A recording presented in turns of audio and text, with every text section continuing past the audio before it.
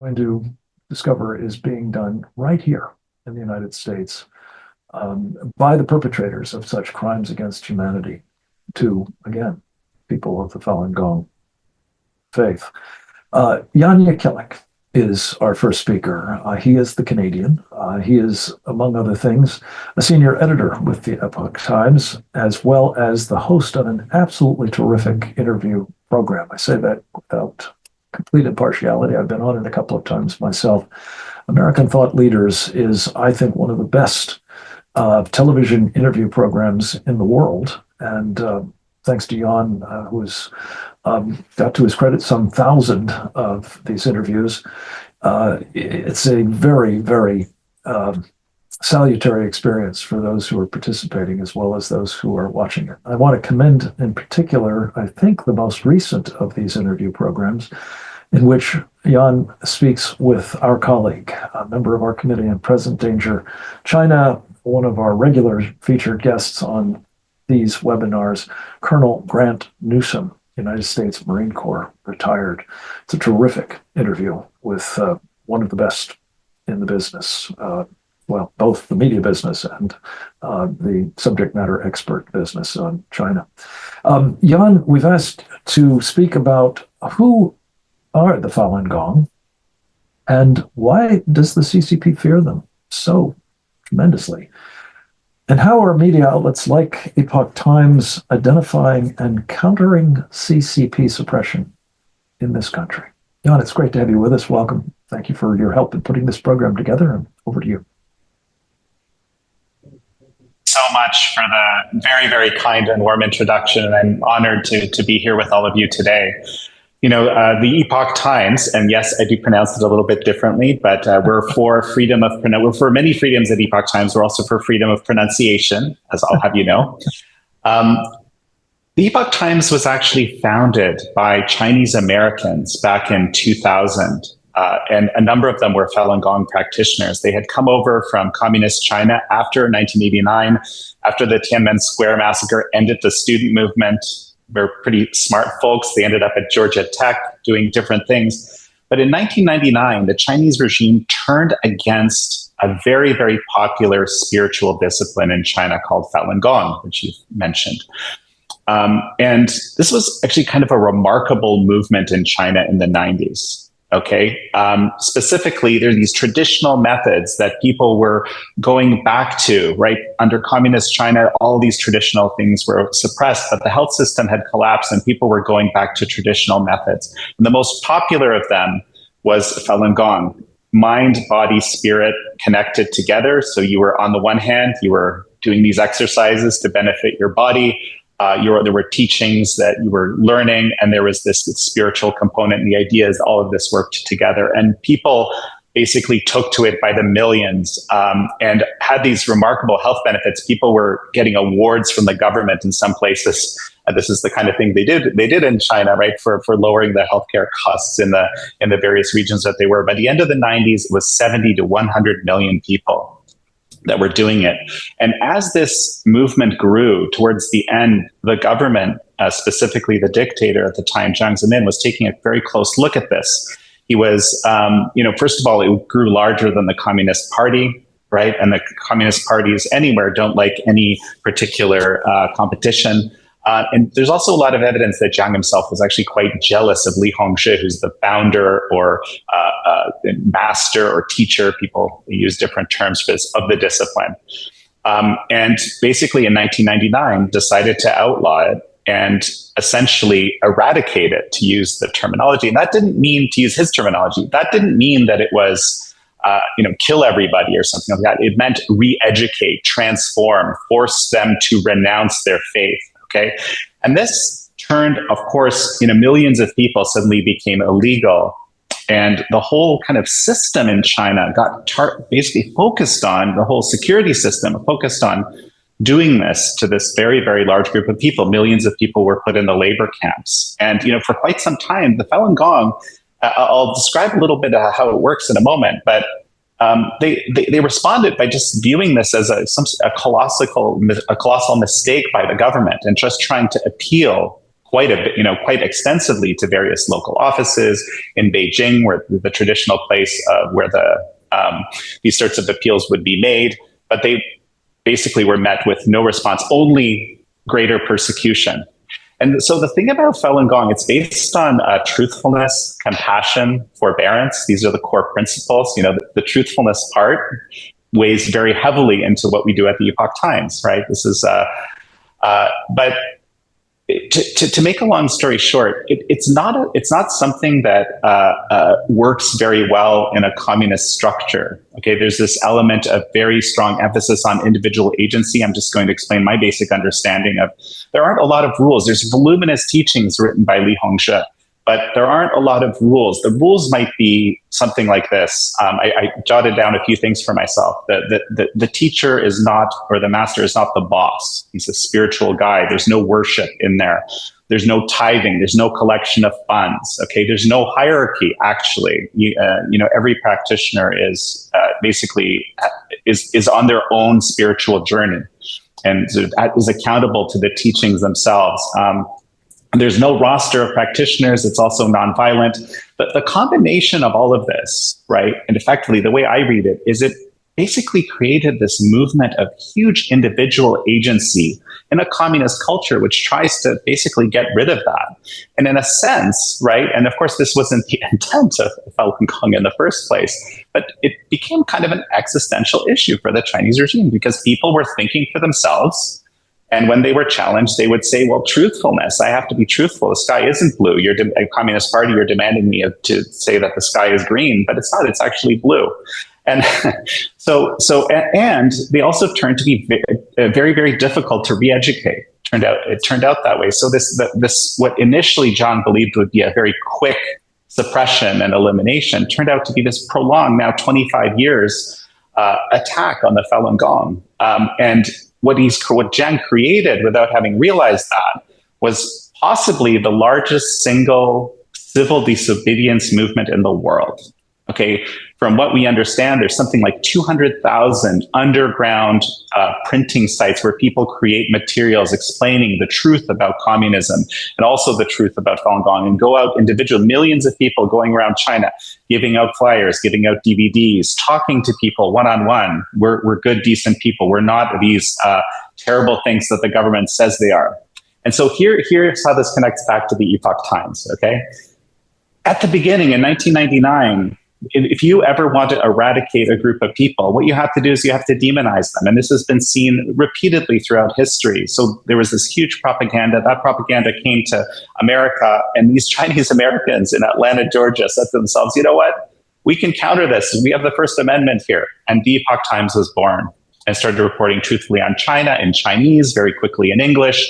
And some years, later, the English edition actually eclipsed the Chinese edition, which is still the largest independent language media, Chinese language media in the world. And, going in through firewall busting, technology, censorship busting technologies into communist China, very popular. But the English edition, it basically became the dominant one. And by 2018, we ended up in this unusual situation where, there was this issue of a Steele dossier, something that later become called Russiagate. And the idea was that the presidential candidate and then the president, indeed Donald Trump, was a Russian agent. Right, that was the narrative, and it was just a preposterous narrative on its face. And Epoch Times, we reported on this honestly, but that was a rarity. A whole lot of media in America just decided to run with these, with a little bit of digging, you figured out that these were, preposterous, false narratives. We reported on it honestly, and of course, on the one hand, became very popular among people who were truth-seeking, and also gained a lot of antipathy from the people that wanted to believe that narrative, or it was politically expedient for them to believe it and forward it. And it was in that process around 2018 where, a whole lot of media attacks we would describe as legacy media hit us. And from the perspective of the Chinese regime, this was, the best thing that could happen, because now they had people who were ideologically interested in destroying Epoch Times, which they had been trying to do for 25 years. This media built, homegrown American dream media built in America, determined to expose the Chinese regime for all the things. And back then, people didn't understand communist China. This is how I started working with Epoch Times in the first place. It was the only place that would really talk about communist China honestly, or this issue which you alluded to earlier, Frank, which was the forced organ harvesting from prisoners of conscience. I mean, a multi-billion-dollar annual industry of killing people for organs. It's so atrocious and so ghoulish, to use your term, that you can't even imagine it almost. And it's very difficult to communicate it. Of course, we started reporting on that back in 2006 when we realized it was real after, a lot of in-depth research was done on that. So the Chinese regime found its fellow travelers, people who were, happy to see Epoch Times destroyed or limited. So, and we've had a lot of challenges since. At the same time, we've become very successful. We have, 95% of we're a 501c3 in America. We're a nonprofit, but we're funded by our individual donors to the 95%. And so that means it's really just grassroots Americans in the same vision, just like in Falun Gong, there's this huge grassroots effort, very self-directed, right, to expose the Chinese Communist Party for what it is and tell the truth about what Falun Gong is. In the U.S., there's millions of Americans that pay to support Epoch Times so we can do our truthful reporting on China and on America and on the world. So that's what I'll say to start us off, and perhaps you'll have questions for me afterwards, Frank. Definitely will. Thank you, Jan, very much. Wonderful overview. We're going to turn next to a man who has been at the pointy end of the spear of the effort on the part of the community that is being so seriously challenged, namely the Falun Gong community and its entities, as we're discussing, Epoch Times, NTD, Shen Yun. His name is Levi Browde. He is the executive director of the Falun Dafa Information Center, which documents and reports on human rights abuses against the Falun Gong and practitioners of that faith. He happens to have a couple of other interesting attributes. He is a trustee at the Fei Tian College, which is a performing arts conservatory, where most of the Shen Yun dancers, extraordinary athletes as well as performers in their art, train. He actually has, to his credit, 2 adult sons who are among the Shen Yun Company, and knows firsthand both the exacting skills and performances that are required of the dancers, and the sacrifices that are entailed with what they're doing to bring to audiences, I said, worldwide, the culture of China before communism. We've asked Levi to talk about the CCP's lawfare against the Falun Gong community. And what it is facing as a result in its various entrepreneurial operations as well. Levi, thank you so much for finding some time to talk with us. The floor is yours. Thank you very much, Frank. It's great to be here. A very important topic, especially for us here in America, regarding what's happening to the CCP. Because this is, as I think we'll learn going through this seminar, this is not just about the attack on Falun Gong and Shen Yun and Epoch Times. This is a playbook that could be unleashed on anybody. So this is a very important topic. So looking at the lawfare, I mean, look, the day the persecution of Falun Gong started back in July 1999, there was transnational repression. Now, we didn't even know what that term was at the time, but we had people who had apartments being broken into in New York City, death threats. People had to leave New York City. Volunteers with the Falun Gong community had to leave. We were told by authorities shortly after that assassins had been sent out from China. And the propaganda coming out from the Chinese regime to our leaders was immediate and abundantly clear. In fact, in the last APEC meeting that then President Clinton attended, and Jiang Zemin, the architect of the persecution in China and the head of the CCP at that time, the first thing that Jiang Zemin did when he saw him at that APEC meeting at the end of '99 was hand him a big propaganda book and materials denigrating, vilifying Falun Gong, trying to justify this nascent sort of persecution that had just started 5 months earlier.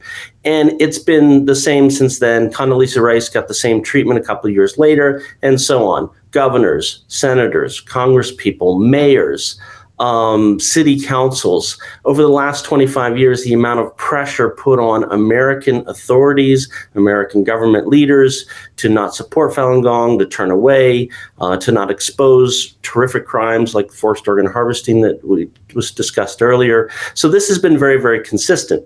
The lawfare is an interesting and very difficult element to this, particularly because it is essentially the Chinese regime weaponizing our own institutions, ironically, the institutions that really sort of support and galvanize our democracy, against Americans, residents in America, to achieve the aims of Beijing. So this isn't entirely new. We have Department of Justice indictments. We have letters from U.S. attorneys that show that Chinese spies, when they come here, they openly admit in deposition, yes, this is one of their techniques. They try and file lawsuits against dissident organizations like Falun Gong, like Shen Yun, simply to get bad press, simply to sort of stifle their operations. We know this. There's also another type of lawfare. I mean, maybe I could define the term a little bit because I think people use that in different ways. It is not only using the judicial system with individuals and organizations, like filing lawsuits. It's also the weaponization or manipulation of government agencies, particularly regulatory agencies.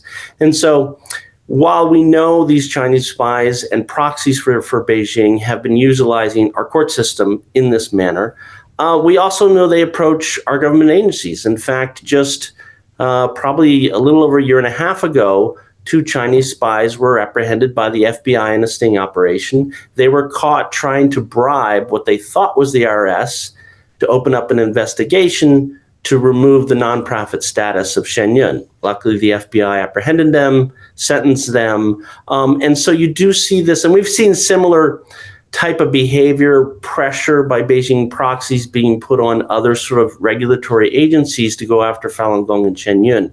And so we know this occurs. We know these lawsuits are being filed, these agencies, they're attempting to weaponize them. But by and large, it's failed. Yes, they were able to drum up some bad press, but in terms of the lawsuits they tried to file, those have all been dismissed. The latest dismissed with prejudice.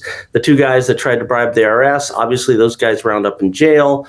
And so, if you just look at the overall Falun Gong diaspora and certainly the popularity of Shen Yun, which has skyrocketed in the last 18 years, this has largely failed. And that's really what brings us to the most alarming part, and that is this new campaign that you, Frankie, alluded to at the beginning. So around 2022, we got word that at the highest levels of the Chinese regime, they recognized that they've failed to squash the voice of Falun Gong and Falun Gong organizations around the world. And they needed to up their game. And they needed to do that particularly by weaponizing Western institutions, which they had dabbled in before, against groups like Shen Yun, so that it would trigger investigations for the government. It would entice legacy media to write salacious stories against us. It would turn Americans against Falun Gong and Shen Yun. And so they said they were going to do that. We saw that from various sources that came out. And indeed, that's what we've really seen over the last year. And I think the New York Times articles, the series of hit pieces they've done, 10 plus and counting at this point, is a real example of how a story can be packaged by Beijing proxies and pitched to the media, and perhaps latch on to or take advantage of an ideological motivation there, or other types of motivations, certainly perhaps business motivations, and really weaponize an institution like the New York Times to target Shen Yun. And that's really what we've seen. And we've started to see that in other areas too. And I think what's disturbing about this is it doesn't take a lot of digging to detect the sort of the fingerprints of Beijing. And I'll give you an example. I mean, a core set of the interviewees featured in the New York Times articles have public ties to the Chinese government. I mean, they openly talk about it in podcasts and on their social media page. None of this is disclosed in the articles against Shen Yun by the New York Times. And so there's clear and obvious evidence that this is part of this campaign, and yet none of that is disclosed to readers. And you could say the same thing again with the lawsuits. For example, Shen Yun is facing a civil lawsuit, and the plaintiff herself is a foreign national, again, with known ties to the Chinese government. And that person yet is able to, it seems, weaponize our judicial system to come after Shen Yun. And I think what's particularly troubling me as a father is they've really turned night into day. I mean, my experience when my sons first came to the school, I mean, we weren't initially looking for necessarily dance per se. I was looking for a place that would sort of give them a great education, a place that would turn to some of the more traditional methods, learn the classics, do something like classical Chinese dance, which is great for the mind, body, and spirit. It's great for getting the kids off the couch and really teaching them hard work and diligence and camaraderie. And that's really something I've seen my sons sort of, one of the benefits they've gotten is they've really found their bonded brothers of this. So this is a wonderful institution for young people, and yet they've turned this into some sort of, the accusations are this constitutes abuse of young people or exploitation of young people, which is the very opposite of what our experience has been, and really the opposite of all their friends and everything I've seen. And so this is a alarming manifestation of weaponizing American institutions against Americans. And it's particularly troubling, I'd say, for going after Falun Gong and Shen Yun, because, here Shen Yun was forged 5 or 6 years into the persecution. And it's really an entity aimed at, let's show the world how wonderful China was without communism. Let's show the world the real tyranny of the CCP. They're putting that on the stage for people to see all around the world, millions each year. And that's a message that the CCP really doesn't want to see. And what we're seeing now is their ability to weaponize, whether it's mainstream media, regulatory agencies, to go after Shen Yun and try and shut it down. And that's a real danger, because this is a playbook. As I mentioned at the opening of my remarks, this playbook can be deployed against any individual or organization that Beijing doesn't like. And indeed, I think that's one of the big concerns, is we're looking at a national security threat is the bottom line. So I'll end it there, and we can take up any questions in the Q&A. Wonderful. Levi, thank you very much. This is, again, I think particularly your last point, made once before, actually, but opening and concluding point. This is much bigger than what is being done to this relatively small and highly targeted faith community. This is a playbook, as you say, that has really ominous implications for every American, should they find themselves in the crosshairs of the Chinese Communist Party, possibly very literally.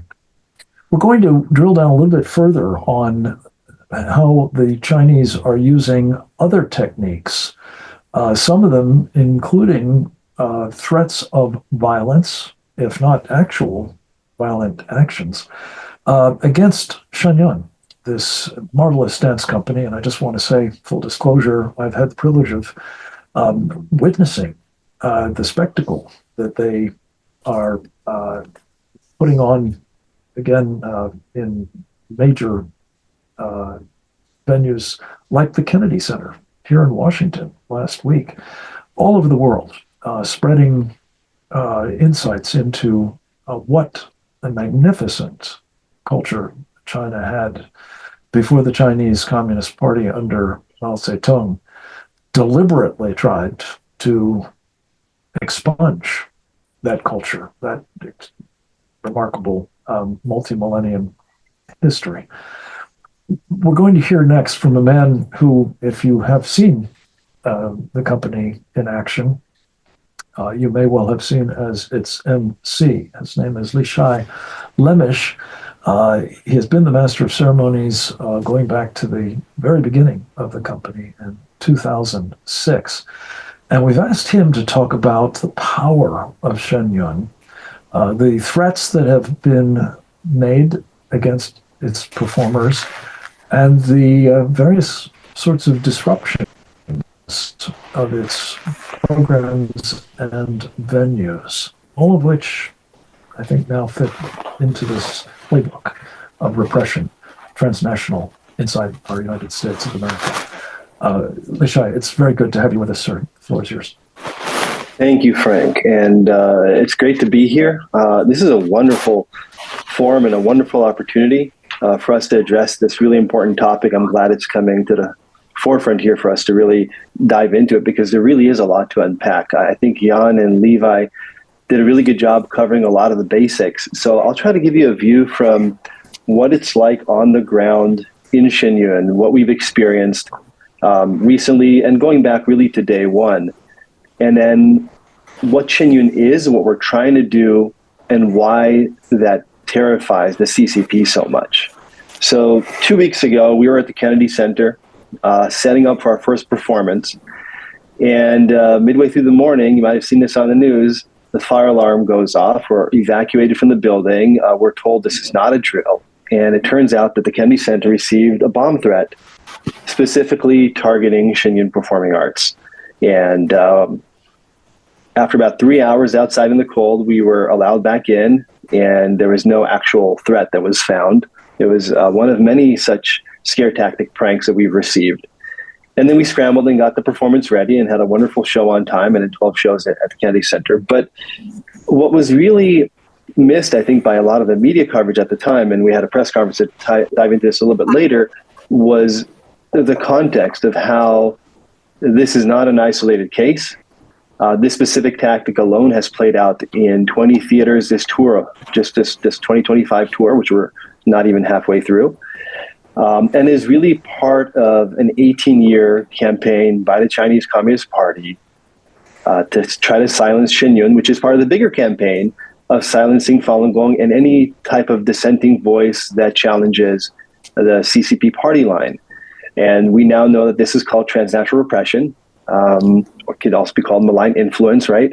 And this is what we're experiencing. We've been at the forefront of it this entire time.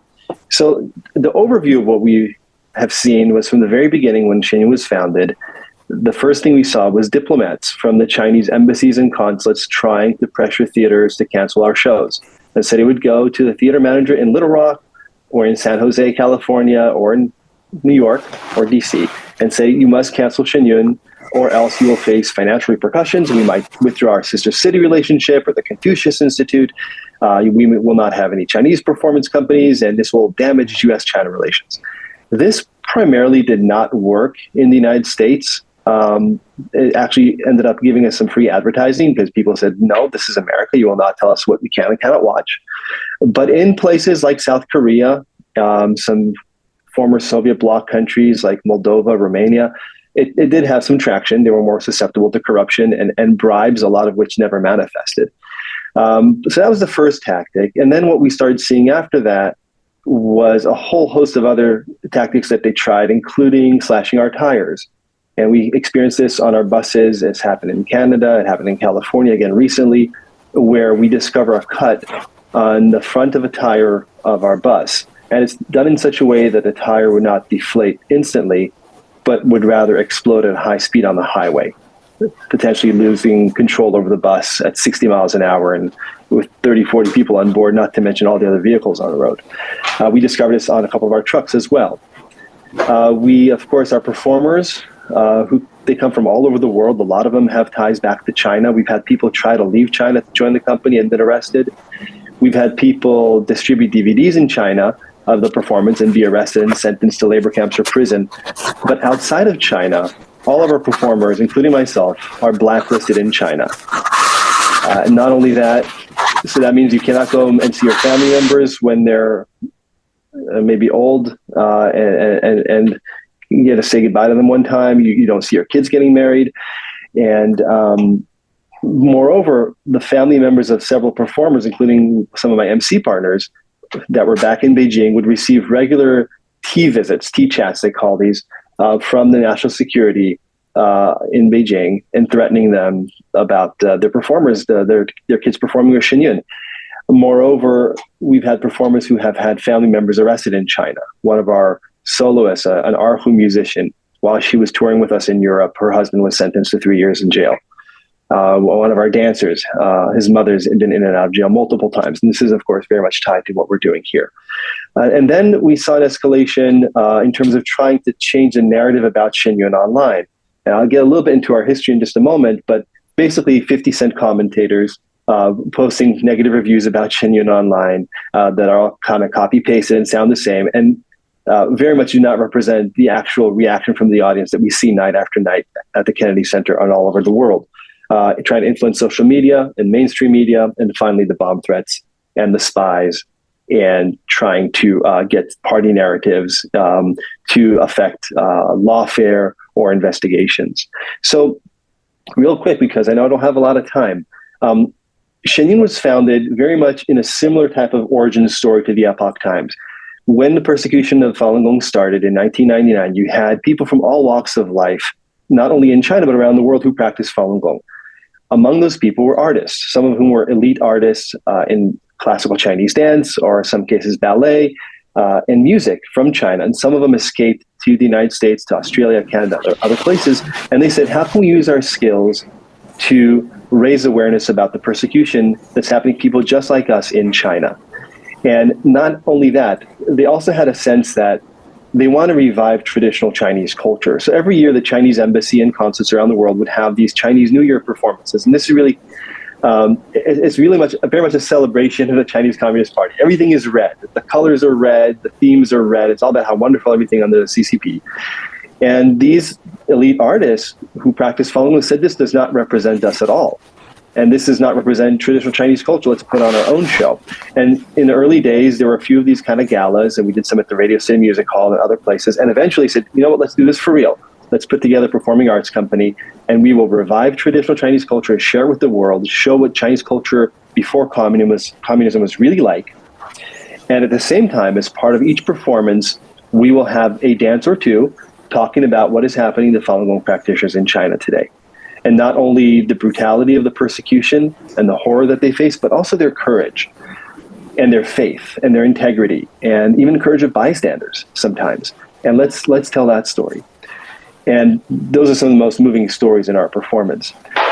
And we quickly became, from day one, when we started with nothing, with no government support, no corporate support or backing, just people with a dream and some skills. From one company that toured around the world, the next year we had 2, and then 3, and now we have 8 performing arts companies of about 70 plus traveling members that tour the world at the same time. So I'm here in Stamford, Connecticut. There's other companies in Australia and all over Europe and all over the United States right now. Of course, the one place we cannot perform is China. We almost performed in Hong Kong. I'll be happy to talk about that if we have time. So why is the CCP so afraid of a Chinese dance production? So there's really 2 or 3 reasons, depending how you break it up. The first one is, this is a company started by Falun Gong practitioners.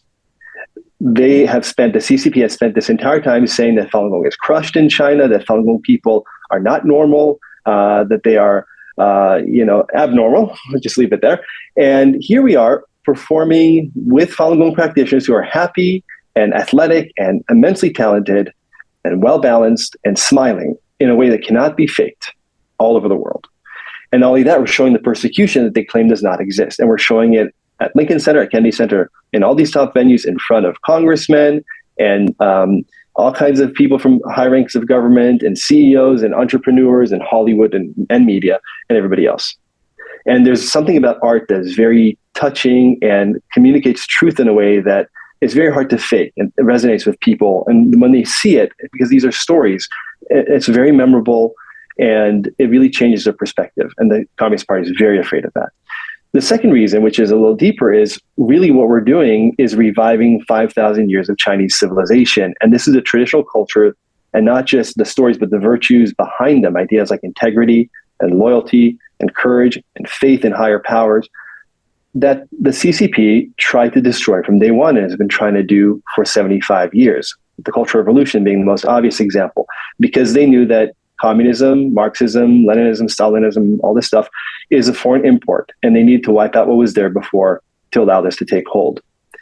And by showing China before communism, as you've seen in our billboards, which are everywhere, we are allowing audience members as well as Chinese people to envision a China without communism. And this is, of course, terrifying to the CCP. I'll be happy to talk more about the specifics of the cases that we've experienced. I've documented over 140 of these around the world. It's impacted our performers. We now have to take safety measures because we do face death threats, both at home in New York, in the Hudson Valley, as well as on tour. But our performers are not deterred. They're forging ahead, and they have bigger dreams of sharing this with more and more people and eventually bringing it back to China. So I'll be happy to answer any questions about any of that later. Thank you. Leeshai Lemish, thank you so much. Very compelling overview of what's happening to this remarkable dance company. We're going to hear next from a woman who has been responsible in the Department of State of the United States and in private life for advocating on behalf of international religious freedom. She's a force of nature, I think it's fair to say, a woman who acted as an Assistant Secretary of State for International Organizations Affairs. She has worked with the International Religious Freedom Ambassador and the bureaus that coordinate on, various nations' conduct with respect to religious freedom. One of the most egregious violators of that freedom, as we have been hearing, is in fact communist China. And by the way, so we're clear, it's not just members of Falun Gong who are subjected to this kind of oppression, including organ harvesting, as Jan mentioned. Uyghurs, the Muslim faith, have been genocidally persecuted. Tibetans, similarly. Buddhist Christians, of course, also, unfortunately, I'm sorry to say, with the blessing, effectively, of Pope Francis, are routinely very, very seriously oppressed. But Pam Pryor has been passionate about people of faith and their travails, irrespective of which particular religious tradition they follow. And I'm delighted that she was able to join us, unfortunately not in person, but by a video that she provided yesterday. And this topic is, broadly speaking, Chinese transnational repression as an example of Xi Jinping's intolerance for religious freedom, and why it is utterly unacceptable that that is being practiced by the Chinese Communist Party here in America. Let's go to the video with Pam Pryor. I remember my first stint in the International Religious Freedom Office. Cardinal Shen came to see me. And it was shortly after that that he was imprisoned by the Chinese just for his faith. So along the way, I also ran into another group called the Falun Gong. And then I met some of the sweetest people who were willing, in spite of their persecution, to fight for other people's religious freedom. And that's when I knew there was, and I hate to use the word universality because I am anything but a universalist, as everybody knows me. I happen to be a follower of Jesus. But it is in effect that Judeo-Christian background of these United States that forces us, compels us to fight for religious freedom. And I just want to go through an old, I don't know, it was the Moody Blues, an album cover back from my college days. Tell me not in mournful numbers, life is but an empty dream. For the soul is dead that slumbers, and things aren't always as they seem.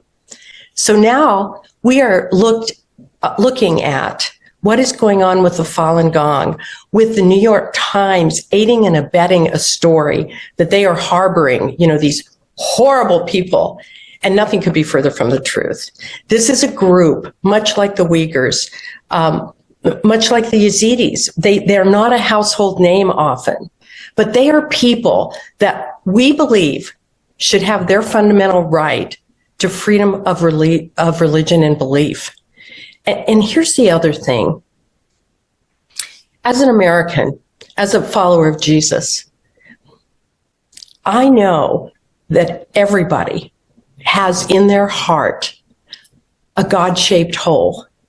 Now, if you are the government of China, you fill that with incredible propaganda. But I think everybody's looking for freedom. And even though I believe in a way that is different from many of these people we're talking about now, it is abhorrent to me that one government picks and chooses winners and losers. Listen, they pick on my faith in China. And it's the old thing, from Nazi Germany, when we say, oh, I'm not that, I'm not that, I'm not that. But sure enough, sometimes they come for all of us too. The religious freedom of the Falun Gong is important to me as a follower of Jesus. Though I live in the land of the free and the home of the brave, and thank you now to a new president, we may see more of that. I just think we want to be on the side of fighting for that First Amendment. So important that our founders put it in the first part of the First Amendment, our freedom of assembly, of religion, of speech. And that's why I just think it's so important that we still turn around and say to Xi Jinping, no, not on our watch, not now, not ever. You cannot treat human beings the way you have, whether you are harvesting them or, their word, disappearing people. That's just not right. And, we have got to be the beacon on the shining hill. I can't tell you the number of countries when I was at the State Department who would say, hey, we're kind of concerned about some things we're hearing about school boards and government calling conservative Christian parents terrorists, and what's going on in your country? Because if you, the United States, lose religious freedom, it's over in the world. It's over. So we have to be really vigilant. And right now, while our sisters and brothers in this faith called Falun Gong right now need us, I think we need to stand in the breach for them. And when I said things aren't always as they seem, let me just say this. You're going to see a lot of news. You're going to hear they did this, they did that. The leader of this dance company was there. New York Times folks are going to be jumping on. But just remember, things aren't always as they seem. And we need to wait till the facts are gathered and really support this group. I think the other thing that's really bothersome, in the least, about this is often China persecutes in its own country, right? And that's abhorrent. I mean, the organ harvesting, the prison camps, the forced labor, on and on and on, forced sterilization. But they've had the audacity now. It is incredibly audacious for them to do what they are attempting to do right now with who's in the White House and who happens to be on the board of the Kennedy Center. But they are trying to splash their religious persecution on the Shen Yun troop while they're in the United States. So they're actually bringing their religious persecution from China right here on our shores. And that's why I say, I think we need to be very careful about jumping to conclusions and assume that the Chinese government never has our faith, our freedoms, and the United States at its heart. They are never in our concern. They have said on their own accord that they're out to destroy us. So let's be careful as we're watching this to really make sure we know who's pulling the puppet strings. And I guarantee you, it's Beijing. Thank you, Pam Pryor. What a powerful assessment of where we are based on a lot of hard experience with intolerance of religious freedom, particularly from Beijing, as you put it. We're going to conclude our presentations with a great friend of ours, a member of our Committee on Present Danger China, a mentor, I think, to countless thousands of people who have become now part of our government agencies, thanks to the work of his terrific Institute for World Politics, a graduate school focused on statecraft and the practice of diplomacy and other black arts. He is a man who understands, perhaps better than just about anybody, the power of political warfare, notably information and influence operations. Well, because in part he wielded them as a senior director for Europe and the Soviet Union on the National Security Council staff of Ronald Reagan, contributing mightily to his successful takedown of the last totalitarian communist existential threat to freedom we faced. John Lenczowski is his name. Dr. Lenczowski is the founding president and now chancellor of this wonderful organization, known, I think, widely in Washington as IWP. He has been writing and teaching and otherwise illuminating the Chinese threat for decades. And we couldn't be more pleased to have him with us to sort of wrap up what we've heard, to speak, with the authority he brings to these topics about the transnational character of this repression by people adept at both political warfare and influence operations, namely the Chinese Communist Party. Dr. Lenczowski, welcome back. Over to you. Thank you so much, Frank. It's great to be with you and with so many great analysts and patriots who are concerned about the inalienable human rights that everybody in the world should have protected, including everybody in China.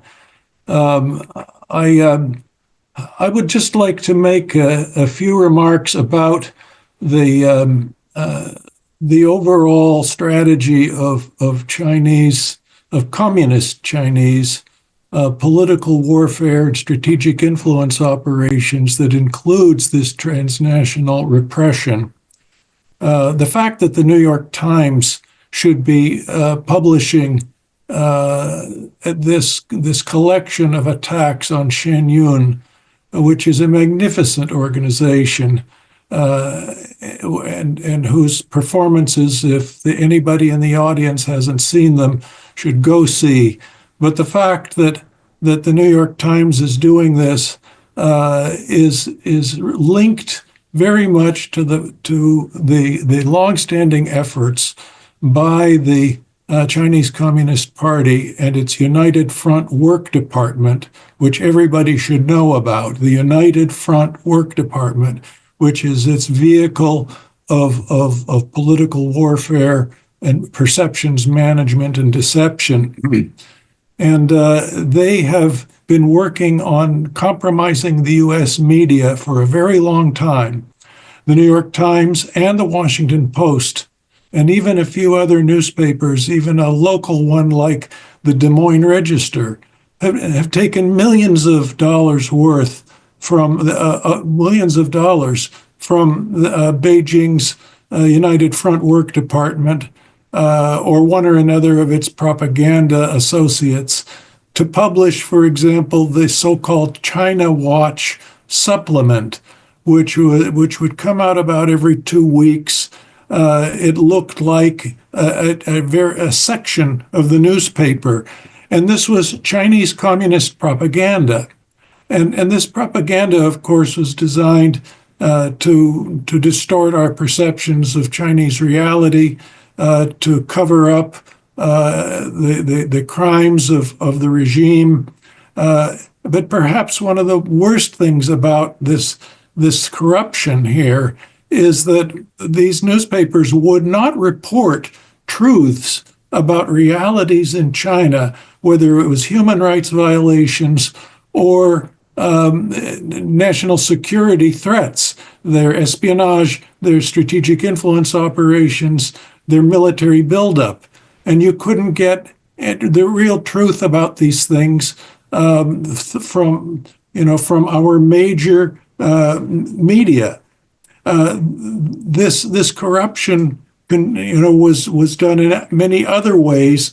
For example, using the so-called China-U.S. Exchange Foundation, CUSEF, where they would invite journalists. Not long ago, from 50 different media outlets in the United States, the New York Times, the Washington Post, the Associated Press, the Chicago Tribune, the LA Times, the Boston Herald, NBC, ABC, CBS, Reuters, and many others for the guided tour of China, a propaganda tour with lavish meals, all in exchange for favorable news coverage.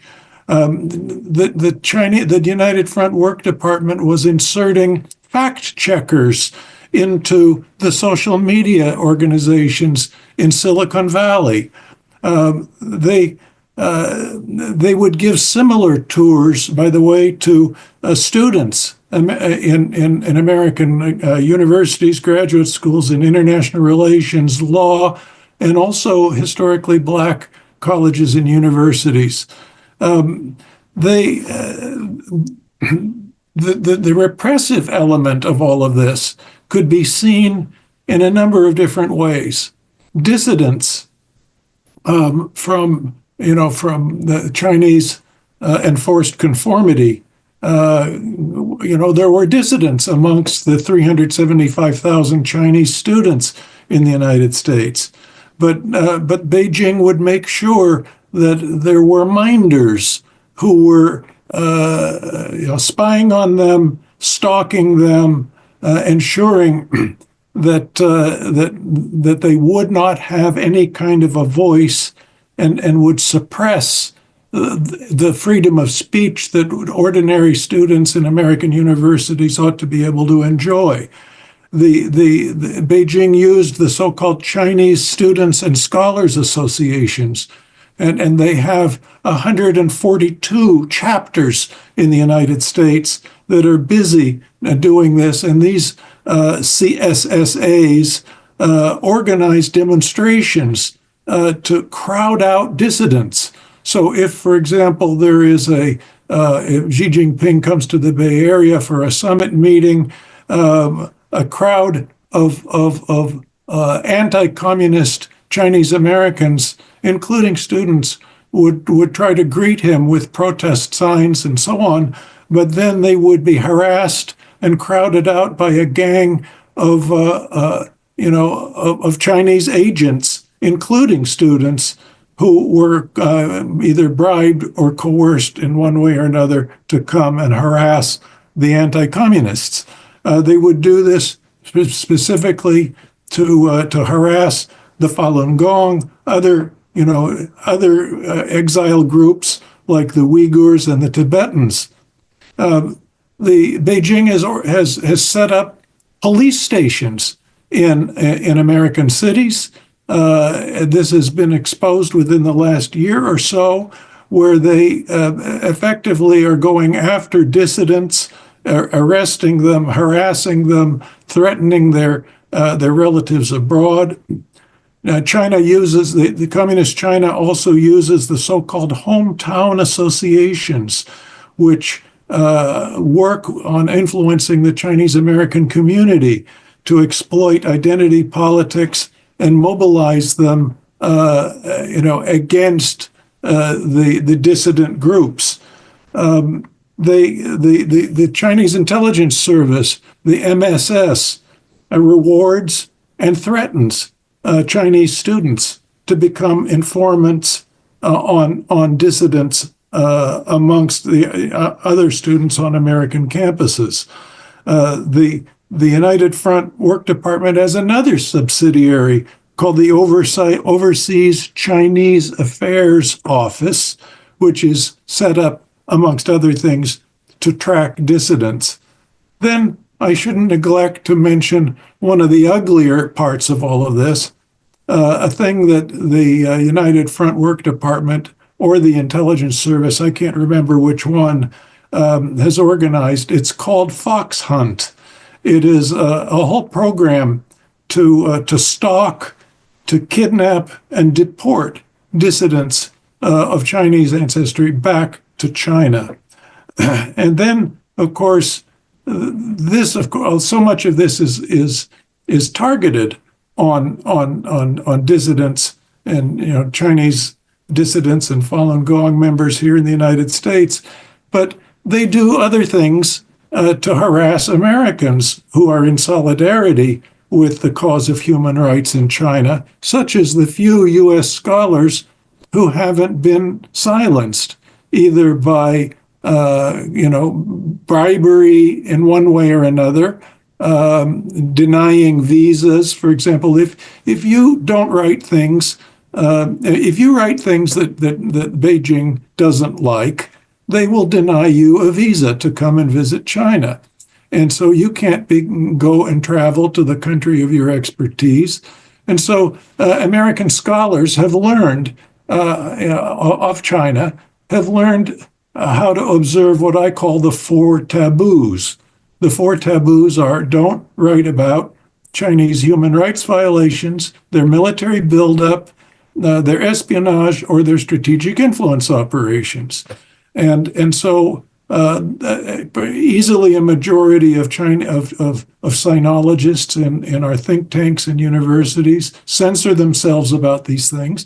The same thing happened amongst the Sovietologists during the Cold War. And so those remaining scholars who will talk about these things sometimes get targeted. Their email accounts are frozen. They're subjected to cyber hacking and other kind of cyber harassment. So this is just the tip of an iceberg of the overall efforts to try to influence people in this country, influencing American politicians, contributing to their campaigns, investing in targeted congressional districts in order to be able to influence a congressman. Chinese agents even show up at PTA meetings. They have neutralized Hollywood by restricting the number of American films that can make it into the Chinese market. And they've gotten Hollywood to censor itself about any truths about China. Then they have neutralized so many of our most senior former cabinet members, the elder statesmen of this country, former secretaries of state and defense, flag officers and intelligence agency directors, who, when they finish their public service, go work for one of these consulting firms that opens doors in Beijing to American corporations. The result is that they're getting all their money effectively, indirectly, from Beijing. They are on Beijing's payroll. Some of them are actually have served on the boards of front companies of the People's Liberation Army, so-called People's Liberation Army, which I should note is not a national army; it's a communist army. And so when our elder statesmen will not tell and of course they censor themselves. They will not tell the truth about activities, human rights violations, and most ominously, things like the Chinese military buildup and their espionage and technology theft and so forth. So when major things happen, like the development of hypersonic missiles or a fractional orbital bombardment system, or other advances that the Chinese Communist Party has made in the military realm, our eminence grises will not tell the truth and will not say this is a threat to America and the world. So this is a huge issue and it's part of a strategy of conquest without overt military war. So it is political war, it's cultural war, it's narrative war, it's psychological war. These are all non-military, non-kinetic forms of warfare. They've been conducted against us now for decades, and our foreign policy establishment effectively has been numb to them all. So I congratulate the Committee on the Present Danger China for helping to tell the truth, which is really the most powerful weapon that we have on our side. Thank you. John Lentowski, thank you for doing it so brilliantly, as always. We really appreciate your contributions to the program. We have a few minutes for questions, and I'd like to get at least one round in if we can. Maybe just going through the batting order. Jan, you alluded to something that I know is very much on everyone's mind in this conversation, the practice by the Chinese Communist Party of industrial scale organ harvesting, not exclusively of the organs of Falun Gong practitioners, but in immense numbers of them.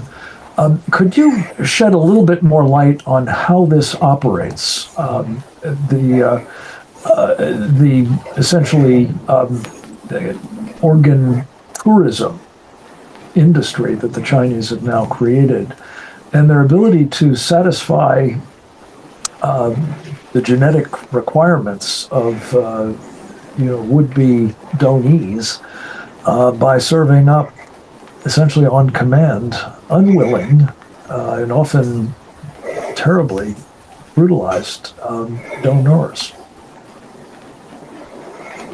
Frank, thank you for the opportunity to talk about this. It's a bit of a big issue. I don't know if I can cover the entirety in the time we have, but to summarize, okay, people can go to China and get a new organ, a heart, which of course is kills the so-called donor, in as short wait times as 2 weeks, or in something in that vein. And that exists to this very day. We first learned about this back in the early 2000s. By 2006, I was convinced when I started reporting on it that this was something that was real.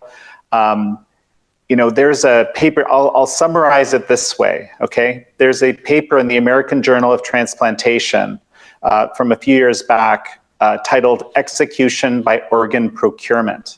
Okay, so what the authors did is they went through all of the scientific literature of transplant related, not all of it, actually just kind of a small subset in China, and they found at least 70 examples where in the scientific literature methods that the methods that they had written into the papers that were already published, the Chinese transplant doctors and researchers had demonstrated that they had violated the dead donor rule at least 70 times. And the way I read that is it's become such a normal thing over there, such a normal thing that they don't even realize that they're writing into their methods, that they're actually killing someone through the organ extraction itself.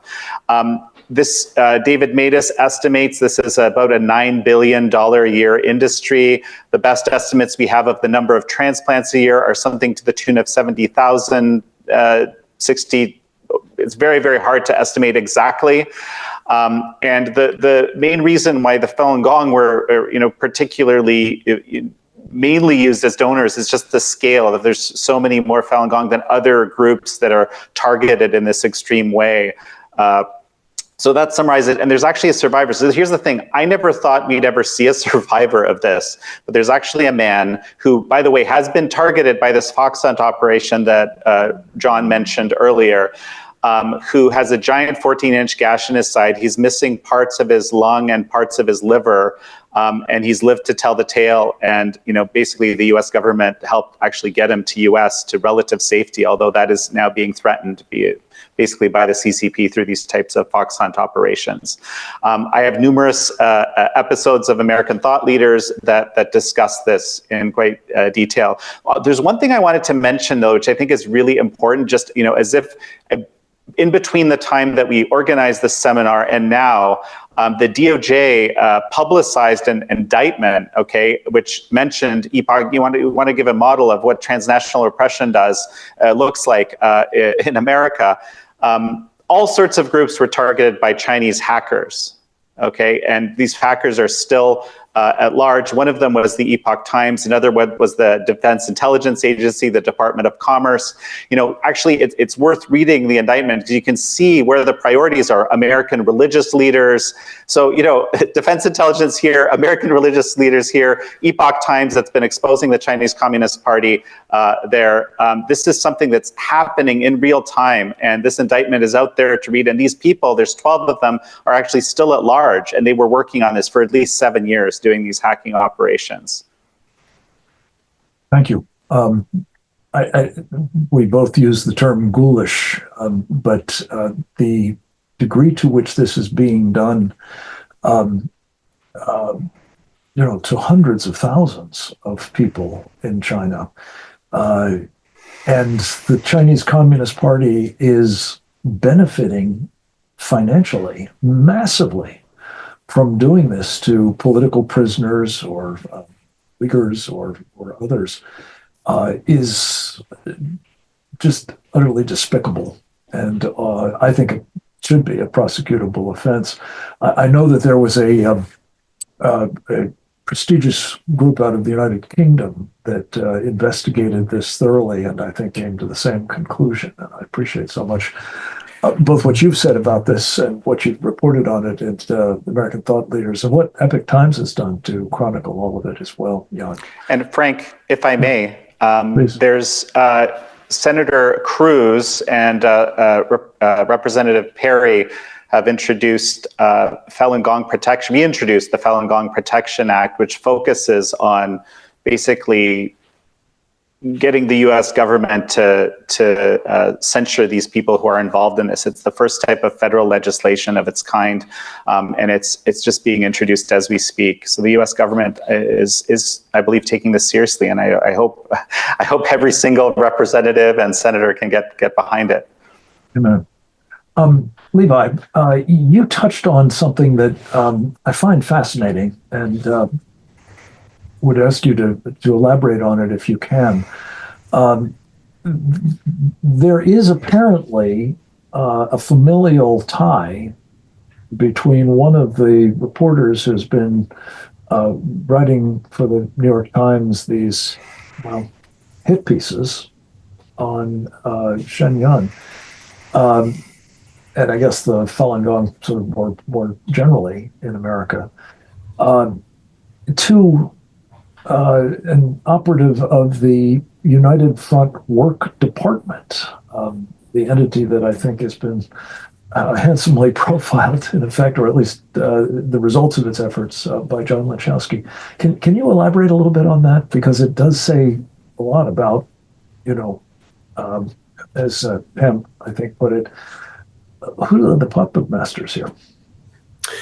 Sure, I can. In fact, there's a lot of red flags if you look at of this nature. If you look at the reporting of the New York Times and the people involved, I think what you're referring to, and I'll credit actually the Epoch Times with some groundbreaking reporting on this, is they simply found that one of the lead authors of the attack pieces against Shen Yun, who is ethnically Chinese, her father held a scholar's position in a scholars organization that is directly under the United Front organization. And if I remember from the Epoch Times piece that I read about this, when this was first exposed, and they showed a screenshot of the website that showed his position in this whole area, he then immediately removed it.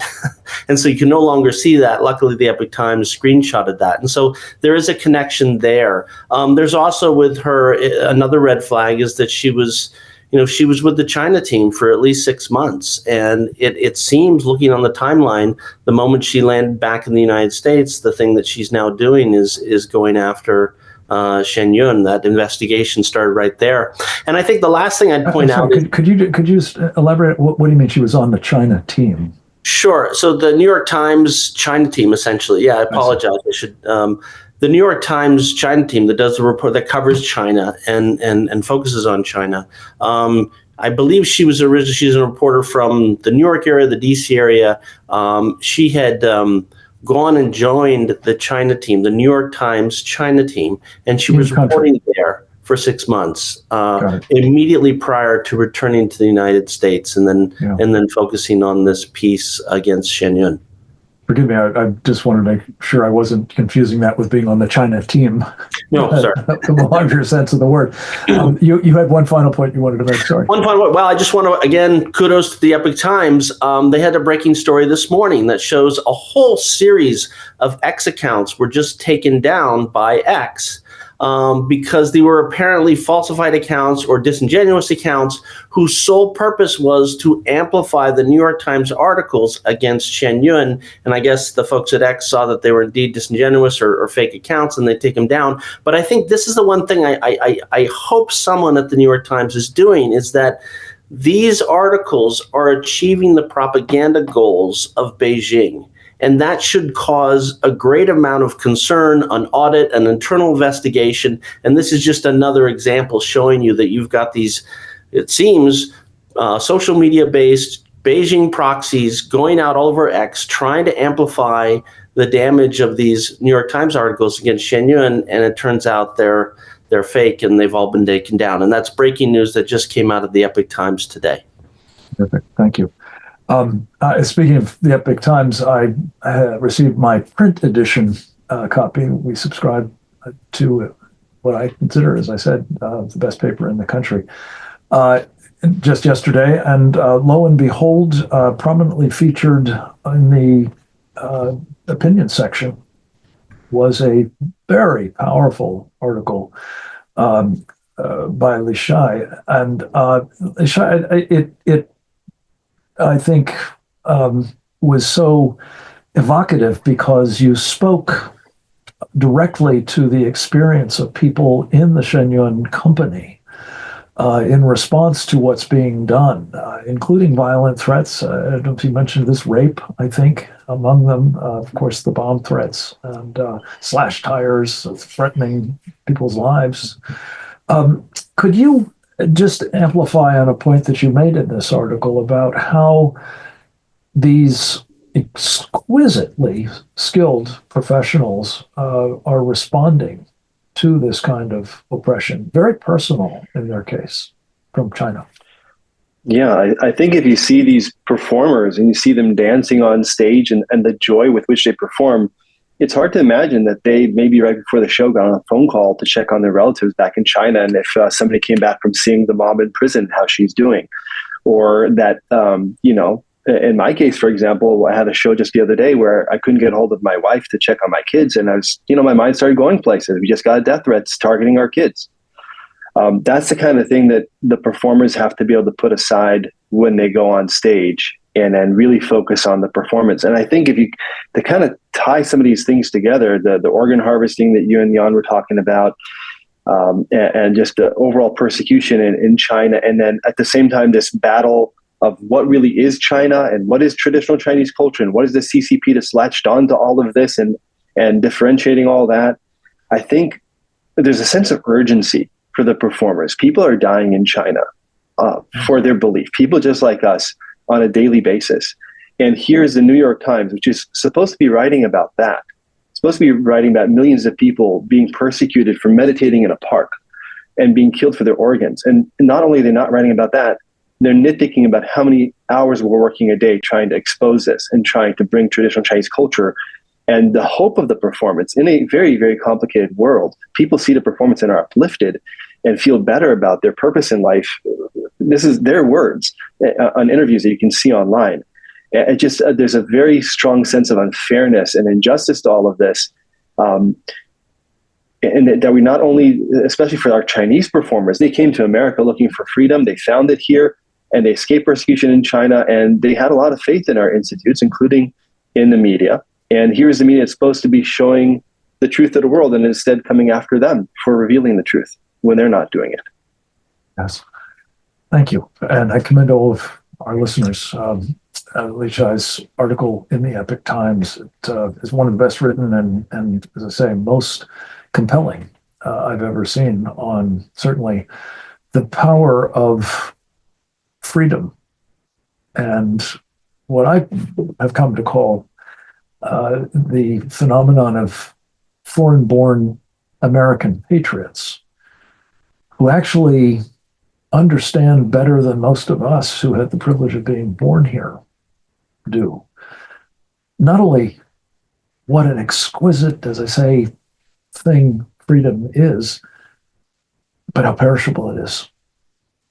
And how, as Pam pointed out in her comments, how important it is to the rest of the world that we not lose that freedom in this country, because it will make it infinitely more difficult for anybody else to enjoy it in theirs.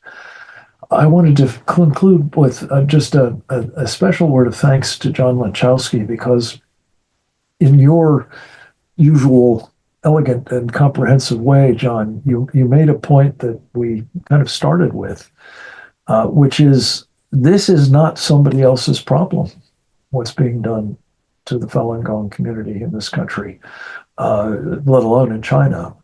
This is very much now a feature of what the Chinese Communist Party's unrestricted warfare has translated into in terms of what they call elite capture. And I just wondered if I might ask you to conclude with, you use the term eminence grise, and I think of the ultimate grise eminence, Henry Kissinger, and the role that he played in sort of normalizing this practice of elite capture on the part of the Chinese Communist Party.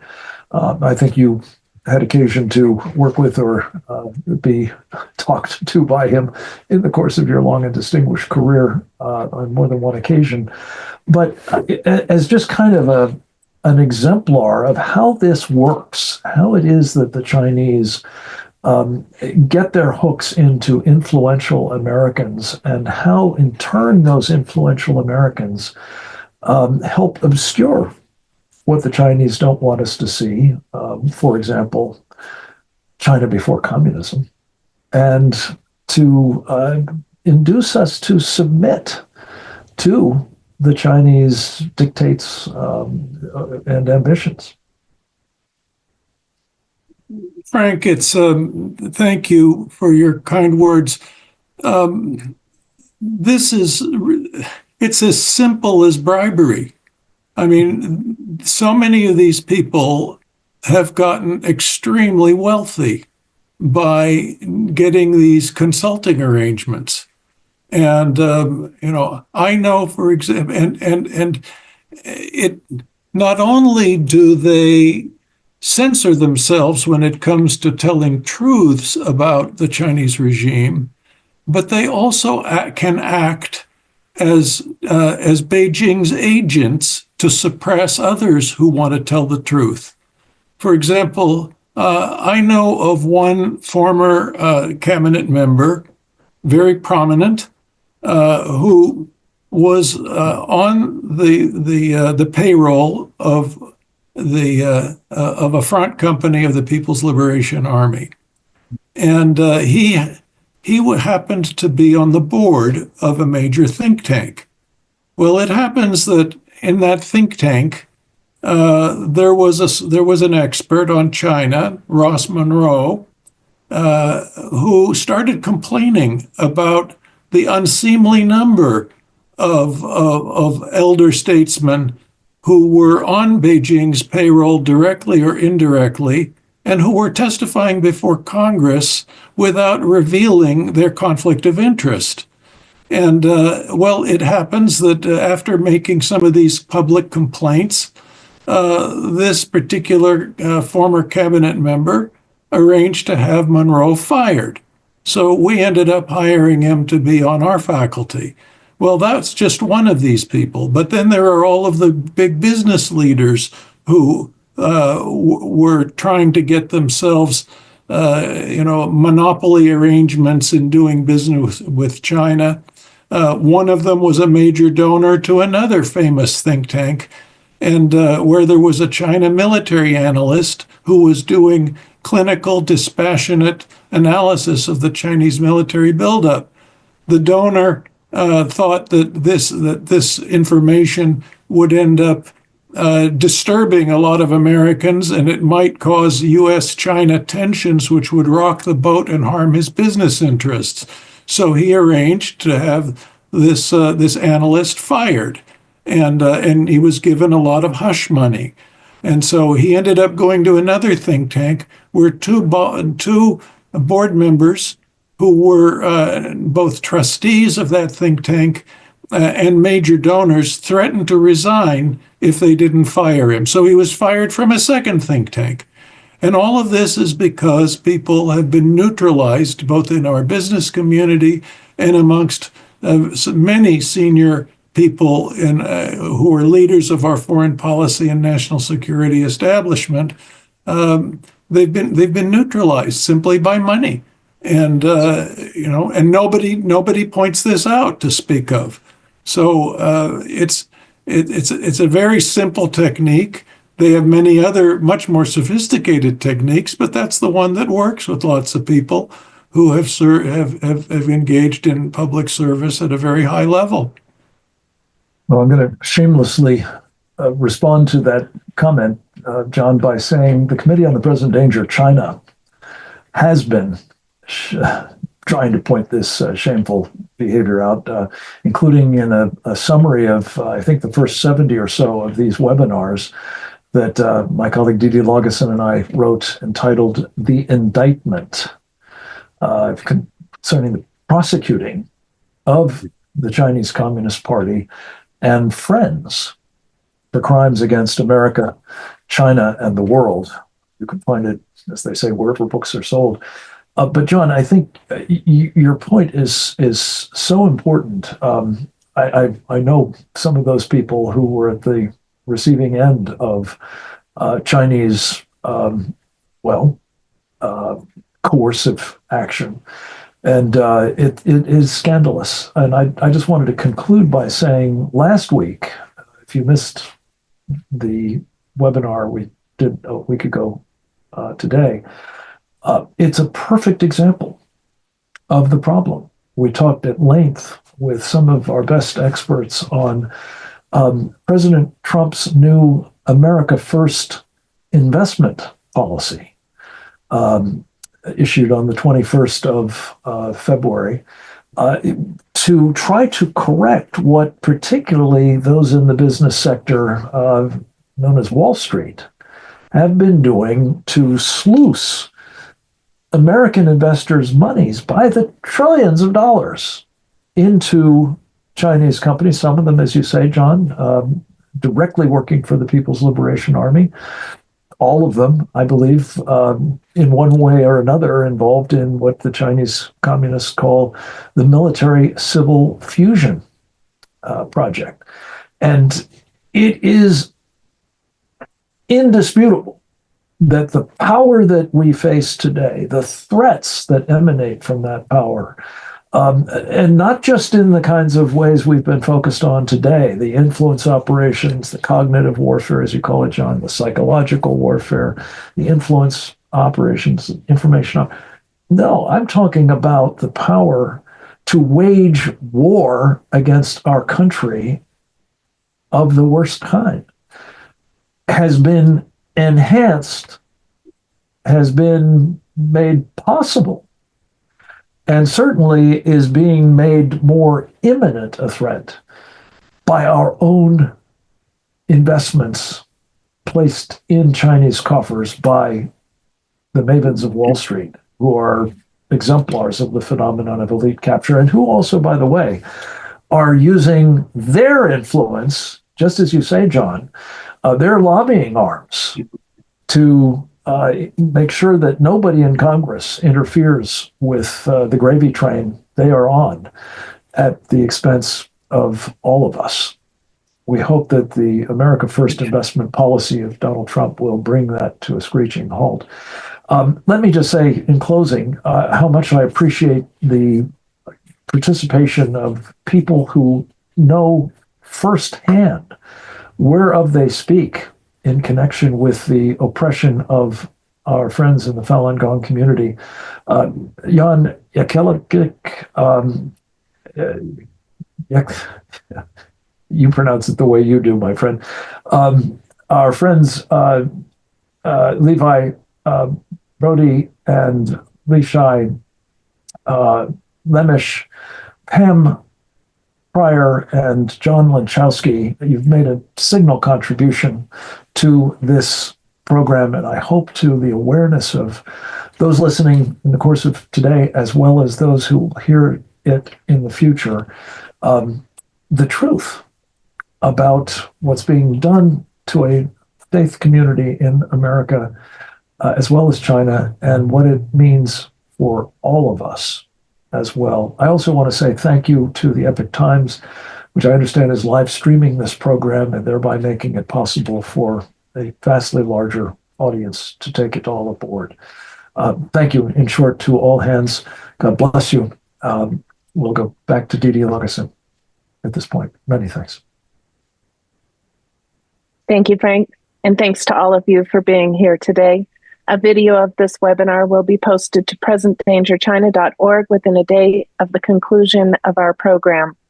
Please share this and our other programs with your elected representatives, colleagues, and other networks. And subscribe to our Substack at Present Danger China. Follow us on X at CPD China for updates. Join us again next week for another installment of our Committee on the Present Danger China webinar series on the CCP's unrestricted warfare against America and the free world, and how the CCP captured elites betray the USA. Thanks for joining us today, and goodbye. Thanks, everyone. You're welcome to drop off. Thank you so much for being here. Thank you. Didi, you